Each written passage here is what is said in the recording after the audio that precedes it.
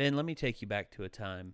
A time when sexual moments were rampant throughout WWE, including that of evening gown matches, bra and panties matches, mud wrestling matches, and live sex celebrations. This era... Okay, wait a minute. I know that last one is real. Yes, I do too. I choose not to believe you. Because I don't want to believe that that's real. Trust me. I know that it is, but I don't want it to be. Here's the thing. From the mid to late 90s. Yep, okay. All the way up. Everything. No. All the way up until around 2008. So around a period of 10 years. So just over a period of 10 years, 10 to 12 years. From like 96 to 2008. There was a bit of a revolution in the wrestling industry where... Not for the better, it seems like. No. It was for the better in a lot of ways, but there were ways that had to be done away with because of the changing times and also because the wrestling industry, whilst experiencing the greatest boom it has ever experienced, also experienced one of its worst tragedies and thus the end of the so-called ruthless aggression era. There are two eras that took place in terms of professional wrestling in this period. There was the mid to late 90s to the very early 2000s. Some say it was 2002. I believe it was at the end of WrestleMania 17. That was known as the Attitude Era. Mm-hmm. The Attitude Era is seen as one of the biggest high points in professional wrestling history because during this time, wrestling went full mainstream. Yeah. It really started with a whole lot of things. You know, it started with wrestlers appearing on different programs and all that. But then there were two huge things that saw to it that wrestling would reach the heights of national news and make Sports Center and be on the lips of everybody. Mm-hmm. One was the appearance of a certain bionic redneck who cut a hell of a promo that says you thump your Bibles and you speak your Psalms. You talk about John 3:16. Austin 3:16 says, "I just whipped your ass." And that's thus the bottom line. And thus they had their ultimate anti-hero, their ultimate hero that they could root behind because he was the everyman. He was a foul-mouthed, beer-drinking, blue-collar, working-class kind of guy. And he wasn't going to take it anymore. And he wasn't going to take shit anymore. And then there was the infamous Montreal Screwjob. Oh, we don't talk about the Montreal Screwjob. Which saw to it the creation of arguably the greatest villain in wrestling history, Mr. Gorilla Walk himself, Mr. My Gigantic Grapefruits, Mr. I love the big sweaty man, Mr. We got to make Roman look strong, Vincent Kennedy McMahon. Yes. So through that, Vincent Kennedy McMahon became the greatest villain. Stone Cold Steve Austin became the greatest hero. Oh yeah. And through those two fighting it out throughout the mid and late 90s, and even a little bit into the 2000s, you had greatness. You had arguably some of the best storytelling that has ever been seen in a wrestling ring. Yeah, because probably ever will be seen. How do you fight a force of personality? Another force of personality. Yes. Who's real angry. Yes. And you get the people behind him, and you write good stories around them. Yeah. And it becomes something huge. But from this spawned several other things. From this spawned a lack of censorship on some fronts. Case in point, more foul language was included. Yeah. Blood was ever present. Oh yeah. Not like full blading. Not like full blading, you know, like some wrestlers used to do, in cases Ric Flair himself. Yeah. Who is a master blader and has done I don't think we can say that on the internet anymore. what? He's a master blader. I know. Terms of service. Look, this Terms of service. Look, this is already not advertiser friendly. Okay, so with it also came a very massive influx of sexuality. And by the sexuality, we mean, as Jerry the King Lawler so eloquently put it, puppies! And through that, we had the influx of supermodels, such as Sable, such as what's her name? She actually was but Sable's really the big one early on in the Attitude Era because she was this blonde, buxom bombshell who power bombed her husband. Yeah. She power bombed her husband on live TV and pretty much ended his career. Yes, pretty much. Mark Marrow from then on was done. Yeah. Never to be seen again. Oh, Deborah Austin, you know, at the time Stone Cold Steve Austin's wife. She was the manager for Jeff Jarrett and Steve McMichael and all these other wrestlers at the time. Actually, she was married to Steve McMichael, and she had two very large assets up front that she was not afraid to show off because huge tracts of land. Yes, and that's one way of putting it. And then later came the influx of actual athletes that started the true women's revolution in wrestling. You had, whilst they had to skimp around in bras and panties early on, later on they showed off their technical prowess and their actual wrestling moves. You got wrestlers like Trish Stratus and Lita. Mm-hmm. And now you have the Divas Revolution. You've got great wrestlers like Sasha Banks, Charlotte Flair, Becky Lynch, Asuka. You've got soon. Yes, soon enough. And then you really have to look back on where women were in wrestling and where they are now to appreciate what the women in the early days had to go through.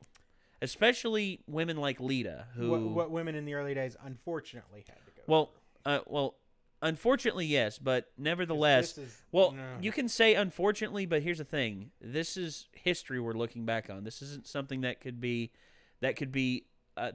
taken back. Yeah. Unfortunately, well, as much as Vince McMahon likes the big sweaty men. Well, as much as he likes his retcons. Well, yeah, we'll talk about that.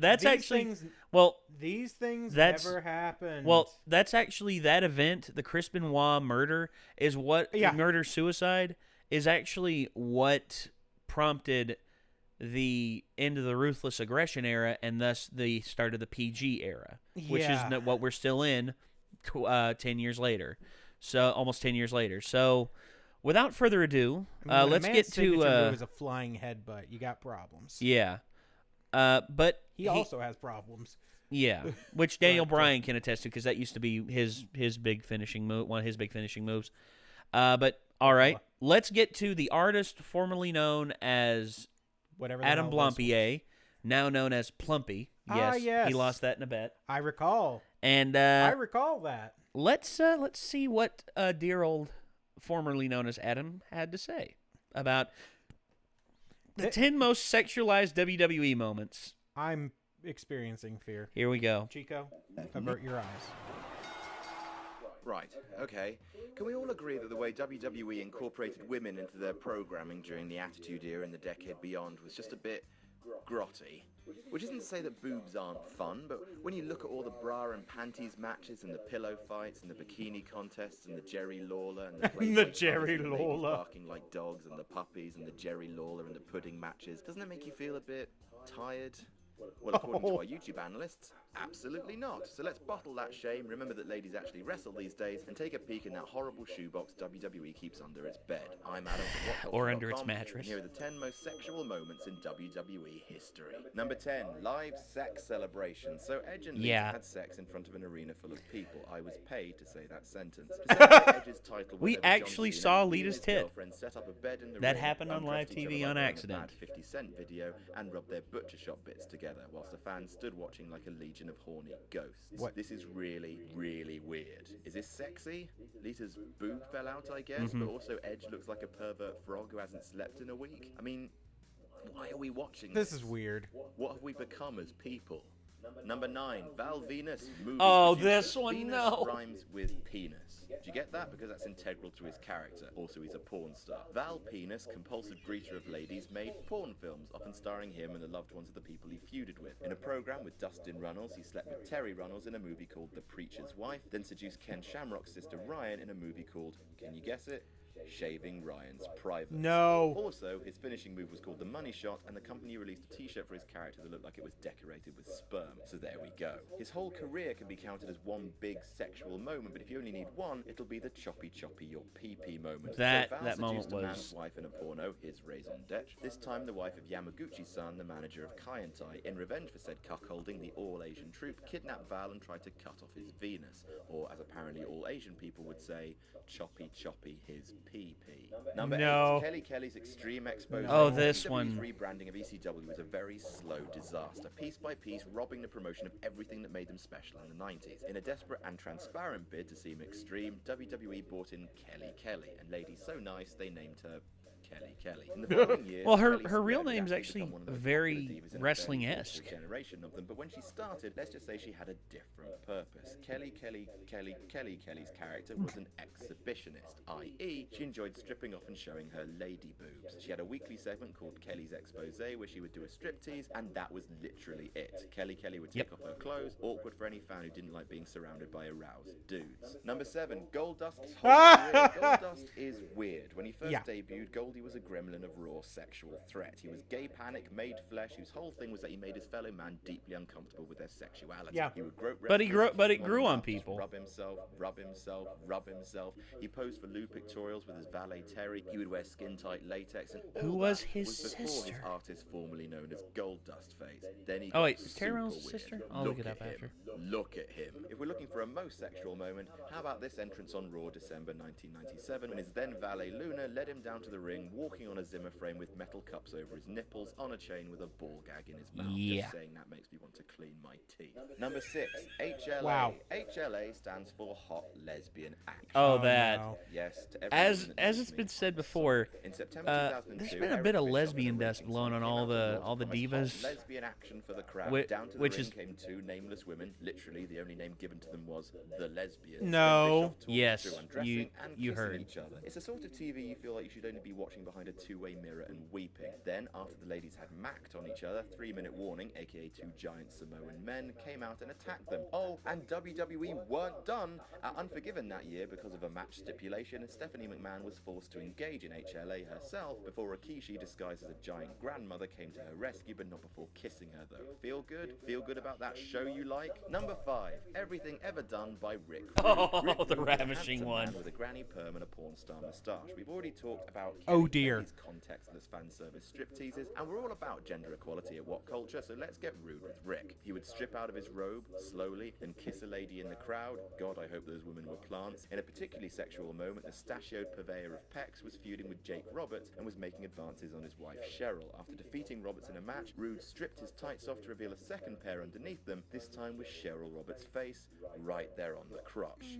Roberts, furious, ripped off the tights, revealing a censored naked Rick to the crowd, although he was actually wearing a thong. You're welcome, people who clicked on this video just to see boobs. You are welcome. Thank you, Number Damien 4, Sandow. the hand. Oh, the sable These handprints. contests are the last great American sport, up there with cheeseburger shooting and hitting a pig with a big stick. WWE has had many bikini contests in its time, you know, because it's a wrestling show, makes sense. But probably the most iconic moment in one of these look at the women segments was Sable versus Jacqueline. Yep. Miss Jackie may have had a wardrobe malfunction, but Sable's bikini was the one that launched 1,000 puberties. She removed her shirt to reveal her madam glands, covered only by a pair of black handprints, whilst Jerry Lawler's penis exploded off camera. Number 3, Tori Wilson and Dawn Marie. This entry Jerry Lawler, no! and someone's father dying. Pretty sexy. It's getting hot and Oh, the Katie here. Vick angle, So in no! 2002, Dawn Marie got engaged to Al Wilson, Tori Wilson's dad. Her actual dad. Her real-life dad. Dawn Marie said she would cancel the wedding if Tori agreed to go a bit lesbian with her. At Armageddon, Dawn showed a segment of her and Tori going a bit lesbian. Dawn and Al got married anyway, though, on SmackDown, in their underwear. Why not? And then on the honeymoon, Dawn had sex with Al so much he died. So naturally, Tori and Dawn Marie settled their differences in a match at the Royal Rumble. Number 2, Jacqueline at Capital Carnage. Further proof, if proof be needed, that everything is sexier in England. Everything. At Capital Carnage 1998, a pay-per-view that also had Vinnie Jones in it as some sort of enforcer, football banter, etc. In a mixed-gender tag match, Jacqueline and Mark Mero were defeated by Christian and Sable. Furious, Miss Jackie climbed on top of the referee before Sable ripped off her top. It was the first time that WWE just went, "Oh, sod it, here are some actual factual boobies." And yes, the nudity has been censored on the network. Number 1, Miss Kitty at Armageddon. Jackie may have got there first, but she did it in England, and so for most fans it's not really canon. This is a nudity that most people remember. Miss Kitty, who had not yet digivolved into the cat, was wrestling in a Four Corners evening gown pool match, which is a grotty collection of words that don't belong together, like hairy porn fight. Roman or Reigns. presidential candidate Donald Trump. Whoa! Roman Reigns the same talking. title held by Fabulous Moolah for whole years. Miss Kitty stripped 3 other women to their underwear in a swimming pool, and then she got her boobs out. This was aired uncensored in the UK, and I was only 12 at the time, so this moment changed me. But don't let any of us think about that, or indeed anything on this list, for too long. And that's our list. Did we miss any out? Tell us about it in the comments, and don't forget to like, share, and subscribe, and you can even follow me on Twitter. Here, I'm Adam from WhatCulture.com, and I'll see you soon. Ladies and gentlemen. That was a thing that we just watched. Okay, funny enough, the Royal Rumble 2000, which is considered by many to be one of the strangest Royal Rumbles. Even stranger than Roman Reigns entering at number 30 after he'd already competed in a for the title match. For the title that night. Technically makes him ineligible for competing in the Royal Rumble. Why not another Samoan name? Why not another I'm Samoan named Joe? still mad. Why not another Samoan named Joe? You know, Samoa Joe. Why not him? Yeah. Okay, but anyway. I mean, let's be fair. If they're looking for people of, that particular heritage, I'm sure they've got Samoa. Joe. Jokes. Yeah. So, okay. Samoa Joe, please don't hurt me. So, no, I wouldn't. I don't think he would, man. I mean, honestly, he's actually a gentle giant unless you are in the wrestling ring with him. So I think he'll, lull you into a false sense of security, then get you in the wrestling ring, and he'll Kokia clutch you and just, I don't want to die. Not like this. Like, you sorry yet? Are you sorry? Oh, I was sorry before we started. Well, okay. Anyway. Royal Rumble 2000, there was a bikini contest. And there was a mysterious last entrant that nobody knew what was going. Nobody knew who it was. Okay, here's the thing. I say this name first. No, he was not in the bikini contest. A man named Mark Henry. The world's strongest man. Oh yeah. Sexual chocolate. Well, at the time he was in his pseudo-sexual chocolate phase, and he was in the midst of in a relationship with, at the time, 70-plus-year-old Mae Young. Let that sink in. Let's not. Okay, here's the thing. Mae Young comes out as the surprise entrant, with Mark Henry trying to stop her. She proceeds to get in a old-school bikini, a singlet bikini. Mm-hmm. But, in her words, kick it up a notch. No. She then proceeds to try and take it up. No. They tried to censor it, but I saw something I did not want to.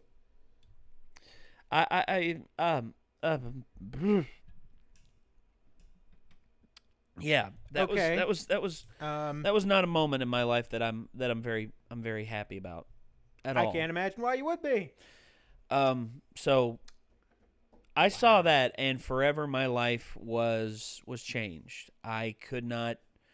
I actually didn't watch the next few months of wrestling. That included No Way Out, which included a hellacious Hell in a Cell match between Mick Foley and Triple H. Oh. And also WrestleMania 2000, which actually, from all intents and purposes I've heard, is actually one of the lesser WrestleManias. But then I also missed the Backlash where Stone Cold Steve Austin made his surprise return and clocked everybody with a steel chair and helped The Rock win his... I just picture, like, people lined up and, like, they come up, they shake Stone Cold's hand, and then he whacks him with a chair. Somebody drags him off by the ankles, and then the next guy comes up, shakes Stone Cold's hand, gets whacked by a chair. Rinse and repeat forever until he gets up, until The Rock shows up, and The Rock comes up and hugs him, and then The Rock wins. Well, that's exactly how that plays out in my head, and it's great. Well, okay, don't ruin this for me. Well, it's amazing. Well, the end of the 2000, from the beginning to about the end of the 2000s, there was a problem. There was a pretty big problem with the main event scene. Mm-hmm. It always had either Triple H or The Rock in it. Yeah. An over-reliance on superstars can cause stagnation, in which, for a lot of people, it did. But they always had, like, surprise returns to, like, for, like, I remember The Undertaker, who was not at WrestleMania 2000, but in his, American Badass character, he rode to the ring on a motorcycle at Judgment Day 2000, and I remember that scene just being like, holy crap. And because I was no one had more seen excited The Undertaker until I remembered the character, and I was like, oh.